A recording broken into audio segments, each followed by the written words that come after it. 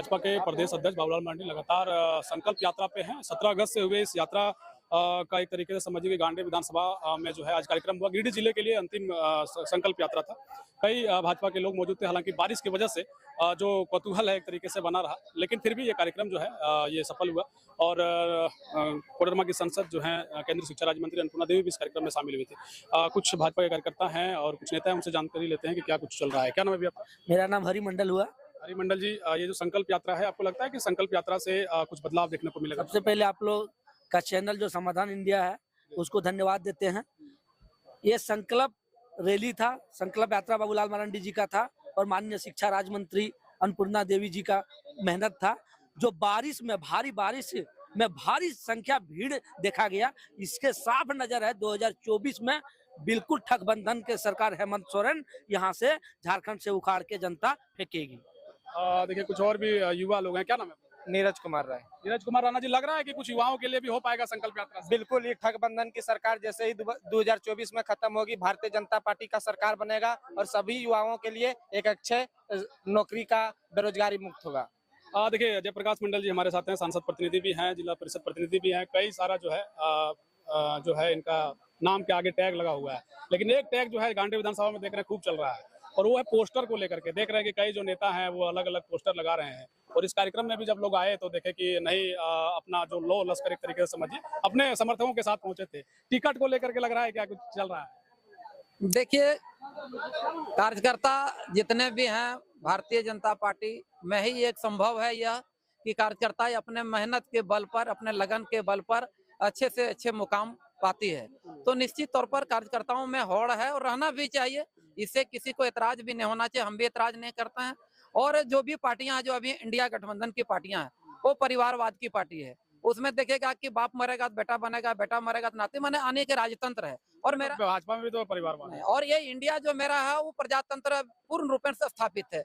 और यहाँ पर भारतीय जनता पार्टी में ऐसा नहीं देखने को मिल रहा है। अब एका दुका तो अपवाद में कहीं ना कहीं उत्तराधिकारी के तौर पर अगर कोई मान लीजिए अकाल किसी को मृत्यु हो गई, अब सेवा काल का नेतृत्व यदि किसी का बाल बच्चा अगर संभाल लिया है, तो ऐसी स्थिति में कहीं ना कहीं ये सब होता है। लेकिन उसको जो रूप दे दे, नाम दे दे, अलग बात है। लेकिन हमारा भारतीय जनता पार्टी का मैं एक सक्रिय कार्यकर्ता हूँ और इसमें इस तरह का देखने को नहीं मिलता। आप देखे होंगे कि नरेंद्र मोदी जी का इतिहास उठाइए कि वो कहाँ थे और कहाँ से कहाँ तक पहुंचे। ये हमारे प्रदेश अध्यक्ष जी देखिए कि सुदूरवर्ती इलाके में हमारे कहाँ थे और जाकर के कहाँ तक पहुंचे। प्रदेश अध्यक्ष बने, प्रथम मुख्यमंत्री झारखंड के बने, केंद्र में मिनिस्टर बने। तो ये भारतीय जनता पार्टी में ही संभव है। और इस तरह से कार्यकर्ता लोग बैनर पोस्टर, हम लोग तो बोले थे कि जिसको जिसको भी लगाना है लगाइए और जनता का काम करिए। जो जनता का समस्या से जुड़ी, जनता की समस्या जो है उसके निदान के लिए जो भी कार्यक्रम करना पड़े करिए। अपना टैग लगाइए, बैनर लगाइए, पोस्टर लगाइए, निश्चित लगाइए और लगा करके जनता का समस्याओं का समाधान करिए। इसमें कोई ऐतराज नहीं है।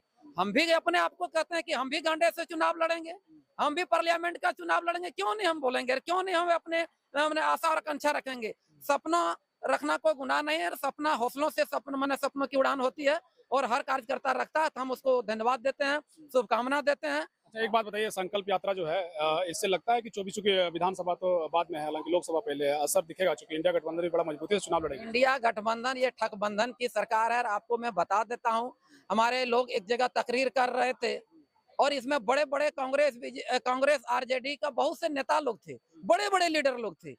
और उस तरह का जो सांप्रदायिक भाव की जो बातें उन लोग कर रहा था, अगर इस तरह की बात हम लोग करें तो कहीं ना कहीं एफआईआर हो जाएगा। मैं दोहराने से भी डरता हूं कि ऐसी बात नहीं दोहरा सकता हूं। और उन लोग एक बार भी कटाक्ष नहीं किया। उन लोग बोल रहा था तकरीर में कि जो इस्लाम को नहीं मानता है वो काफिर होता है, काफिर को जिंदा रहने का अधिकार नहीं है।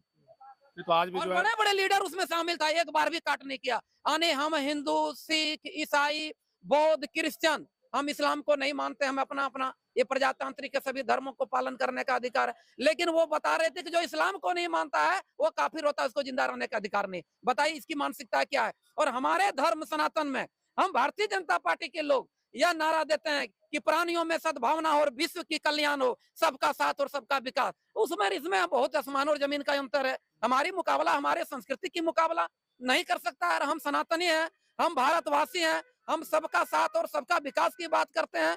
हम कभी अपने और पराये का भेद नहीं करते हैं। इसलिए हमारा पार्टी दिन दुगुना और रात चौगुना विकास कर रही है और विश्व की सबसे बड़ी पार्टी के रूप में उभरी हुई है। चलिए, बहुत शुक्रिया आपका। देखिए, संकल्प यात्रा जो है वो गांडे विधानसभा से आप देख रहे थे, और जो है इसको लेकर के आपने पहले वीडियो देखा होगा कि भाजपा के प्रदेश अध्यक्ष बाबूलाल मरांडी ने क्या कुछ कहा है, साथ ही सांसद केंद्रीय शिक्षा राज्य मंत्री अन्नपूर्णा देवी का क्या कुछ कहना रहा है।